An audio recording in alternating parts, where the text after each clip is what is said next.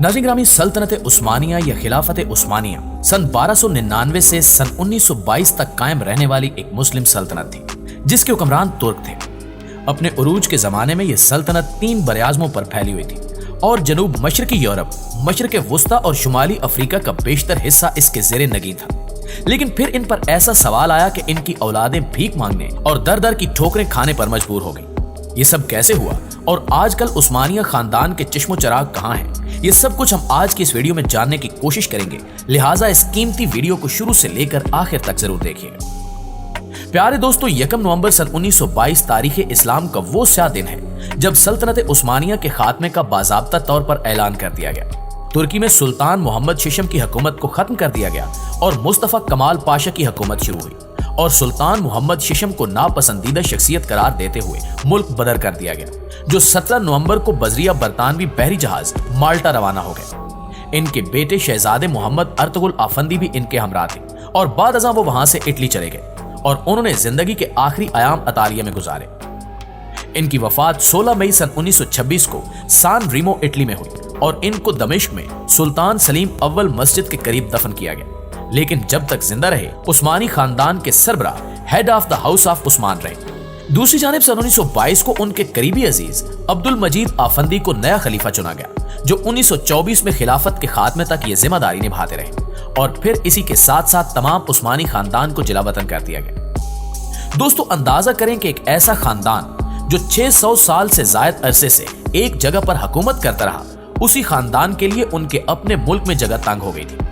उस्मानी खानदान को खुद समझ नहीं आ रहा था कि इनके साथ क्या हो रहा है। जिला वतन होने वाले खानदान के अफराद की कुल तादाद उस वक्त 156 थी, जिनमें सुल्तान के साथ बहुत से शहजादे, बच्चे, शहजादियां और अजवाज वगैरह शामिल थी। कुछ नौकर वगैरह भी उनके साथ थे जो अपने मालकों का साथ कभी छोड़ना नहीं चाहते थे। जबकि इसके साथ इस खानदान के तमाम दामाद भी जिला वतन कर दिए गए, यानी तमाम शहजादियों के शौहर भी जिला वतन हो गए।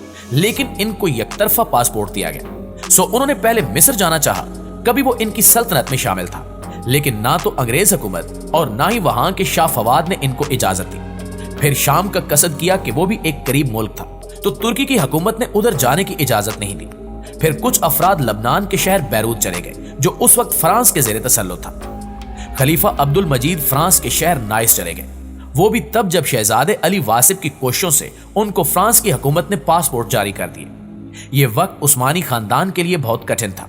इन्होंने गुर्बत का मुंह देखा, क्योंकि वो तो अपना साजो सामान और रुपया पैसा भी अपने महलों में छोड़ आए थे कि अवाम की मदाखलत और ताउन से वो जल्द तुर्की वापस आएंगे, लेकिन ऐसा नहीं हो सका। उस्मानी सल्तनत के खात्मे के बाद खानदान का सरबरा वो मुंतखब होना शुरू हुआ जो पूरे खानदान यानी आले उस्मान में उम्र के लिहाज से सबसे बड़ा हो। सुल्तान मोहम्मद शिशम के इटली में इंतकाल कर जाने के बाद 1926 में अब्दुल मजीद दोम उस्मानी खानदान के सरबरा मुकर्रर हुए और 1944 में उनकी वफात पेरिस फ्रांस में हुई। इनके बाद 1944 में अहमद निहाद चहारम उस्मानी खानदान के सरबरा मुकर्रर हुए। आप सुल्तान मुराद पंजम के पोते और शहजादे मोहम्मद सलाहुद्दीन के बेटे थे।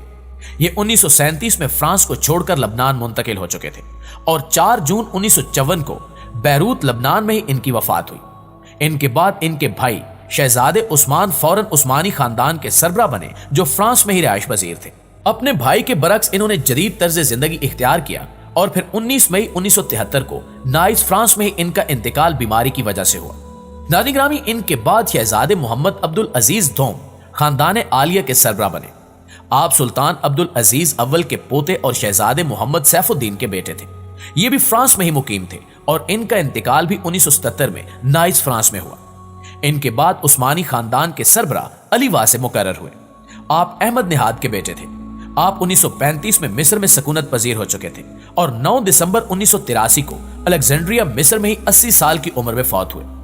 ये तरतीब ऐसे ही चलती रही और अगर मौजूदा वक्त की बात करें तो अब तुर्की में उस्मानी खानदान के बहुत से अफराद सकूनत पजीर हैं। सुल्तान अब्दुल हमीद दोम के पोते अब्दुल हमीद काई खान तुर्की में उस्मानी खानदान की नुमाइंदगी करते हैं। ये खानदान आज भी जिंदा है और मुख्तलिफ जगहों पर मुख्तलिफ मुल्कों में रह रहा है, जिनमें अमेरिका, बलगराद, हंगरी, फ्रांस और मिस्र वगैरह शामिल हैं। काफी अफराद इस्तांबुल तुर्की में भी मौजूद हैं। आजकल उस्मानी खानदान के सरबरा बायजीद उस्मान हैं, जो 2009 से ताहाल जारी है और वो अपने खानदान के साथ न्यूयॉर्क अमेरिका में मुकीम है।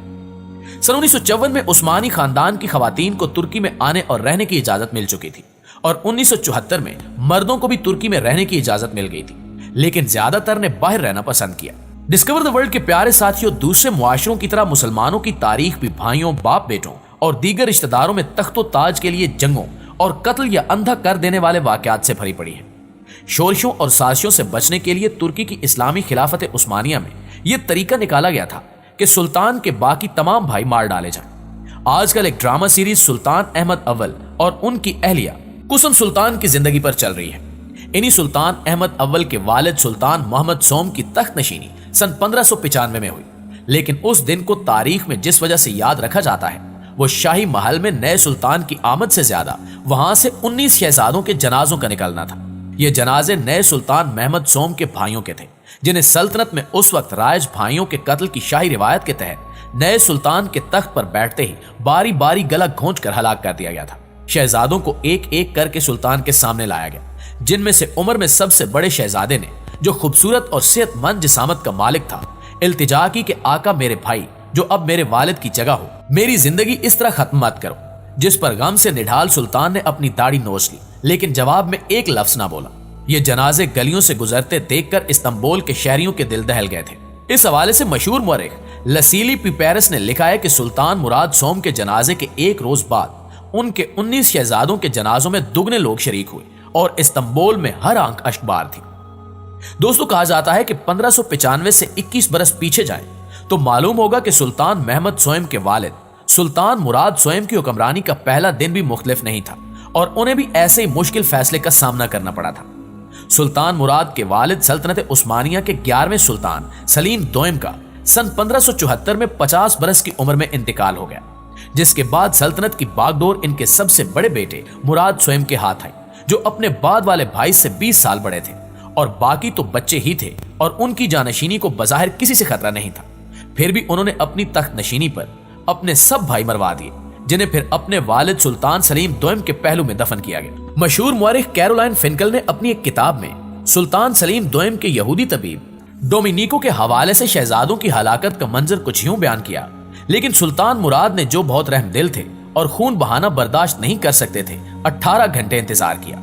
इस दौरान वो तख्त पर बैठे और ना ही शहर में अपनी आमद का ऐलान किया और अपने 9 भाइयों की जान बचाने के तरीकों पर गौर करते रहे। सल्तनत उस्मानिया के कानून की खिलाफ वर्जी के डर से उन्होंने रोते हुए अपने एहलकारों को शहजादों का गला घोंटकर हलाक करने के लिए रवाना कर दिया और इस काम के लिए उन एहलकारों के इंचार्ज को अपने हाथों से 9 रुमाल दिए। दर्जनों शहजादों और शहजादियों की इन हलाकतों की काबिल जिक्र बात यह है कि इनका मारे जाना किसी बगावत या किसी जुर्म का नतीजा नहीं था, बल्कि इनमें से कुछ तो गलती करने के काबिल भी नहीं हुए थे। जिस कानून या रिवायत के तहत इन शहजादों और शहजादियों को हलाक किया गया, इसकी बुनियाद तकरीबन 100 साल कबल 15वीं सदी में सुल्तान महमद दोम के दौर में रखी गई थी, जिन्होंने सन 1481 में अपनी मौत से चंद बरस कबल हिदायत दी थी, जिसके तहत नया सुल्तान अपने भाइयों को हलाक कर सकता था। फिनकल ने लिखा है कि सुल्तान महमद दोम ने अपना जानशीन नामजद नहीं किया था, लेकिन अपने इंतकाल से कुछ अरसा पहले कहा था कि इनका जो भी बेटा सुल्तान बने, अगर वो दुनिया की बेहतरी के लिए बाकियों को हलाक कर देता है तो ठीक करेगा। जी तो प्यारे दोस्तों, ये थी हमारी आज की वीडियो कैसी लगी कमेंट करके हमें जरूर बताइएगा। इंशाल्लाह आपसे मुलाकात होती है अगली वीडियो में। तब तक अपना ख्याल रखिए। अल्लाह निगहबान।